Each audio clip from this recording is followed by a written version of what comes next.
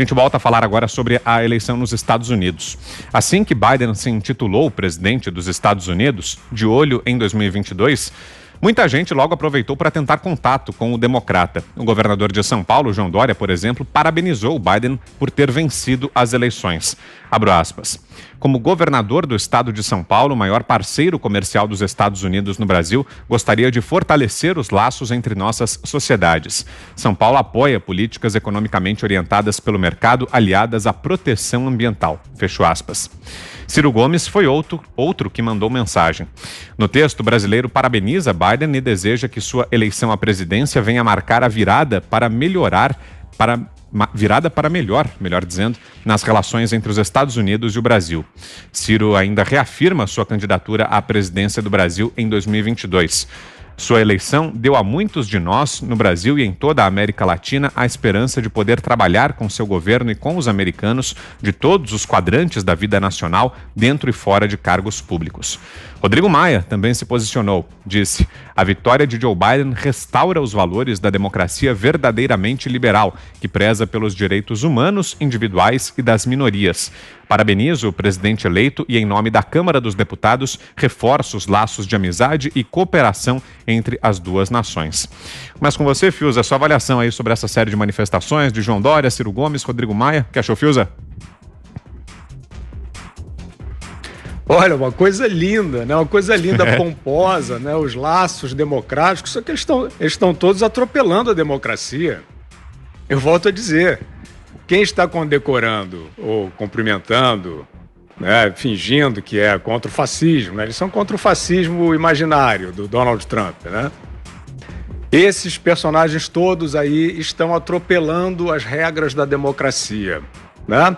Não tem um resultado certificado a eleição norte-americana. O oponente não reconheceu e está sub júdice.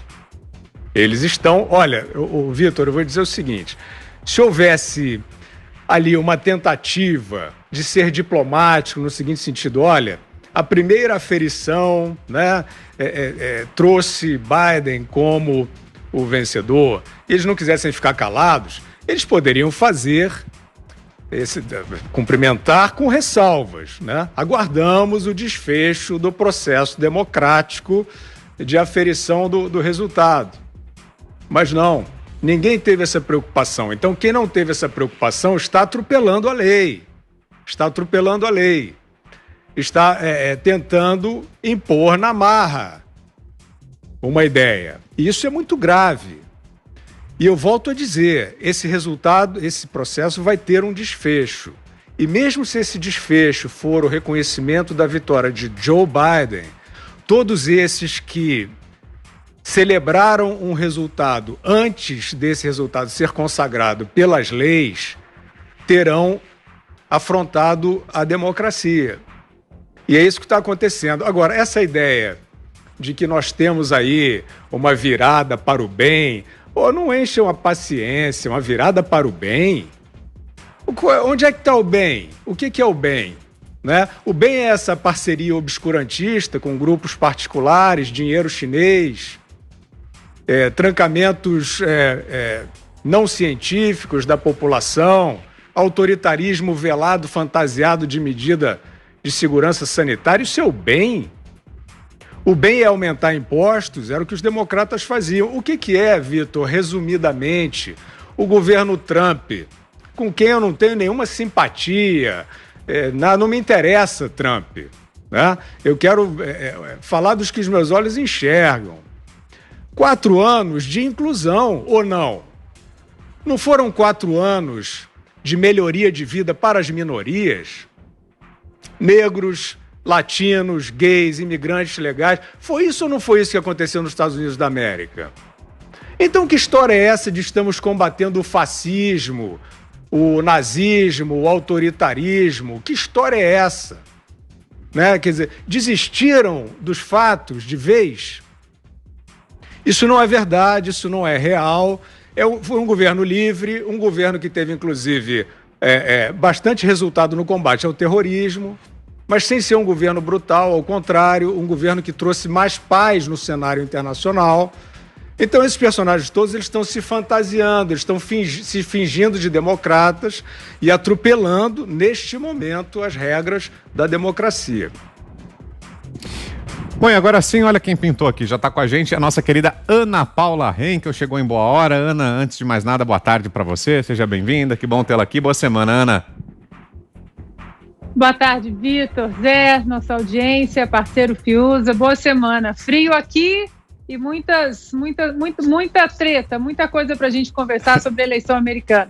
Pois é, né? Frio no termômetro, mas noticiário quente, né, Ana? E a gente estava falando aqui das manifestações de políticos brasileiros em relação à suposta vitória de Joe Biden na eleição presidencial americana. Já tivemos manifestações do governador de São Paulo, João Dória, do presidente da Câmara, Rodrigo Maia, de Ciro Gomes. Como é que está o ambiente por aí? É esse mesmo? Também já é atribuída ao Biden essa vitória? Como é que está esse primeiro dia útil aí, depois do suposto anúncio da vitória, Ana? Olha, Vitor, eu pediria prudência, né? Eu acho que o próprio presidente do México ainda não deu os parabéns aí para o possível eleito Joe Biden, porque nós estamos falando aí de várias frentes legais, várias batalhas judiciais aí em alguns pontos importantes, algumas já sendo vencidas pela campanha do Donald Trump. E eu acho que, independentemente do resultado oficial, a gente tem que entender que a eleição oficial do colégio eleitoral é só dia 14 de dezembro. Então, a gente precisa aguardar esses desenvolvimentos, né, nos campos aí judiciais.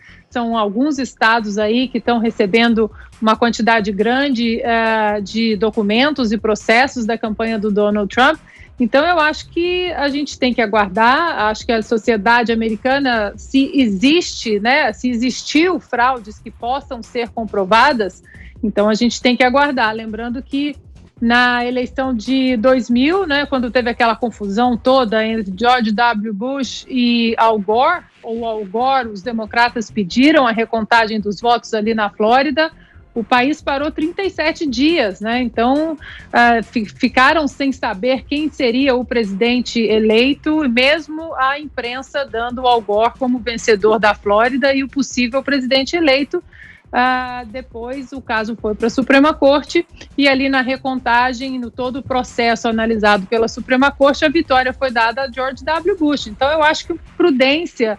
a gente não faz mal a ninguém, né? Eu acho que a gente aqui tem que fazer o bom jornalismo e dizer que muita coisa está acontecendo, e se alguém vender que sabe com certeza o que vai acontecer, está mentindo, Vitor, porque é uma situação única, inusitada na história dos Estados Unidos. Então a gente tem que aguardar essas batalhas aí, que tem muita coisa aqui, inclusive, para a gente conversar, que estão acontecendo em alguns estados-chave, inclusive, Vitor, com a possibilidade de um empate em 269 delegados para cada candidato.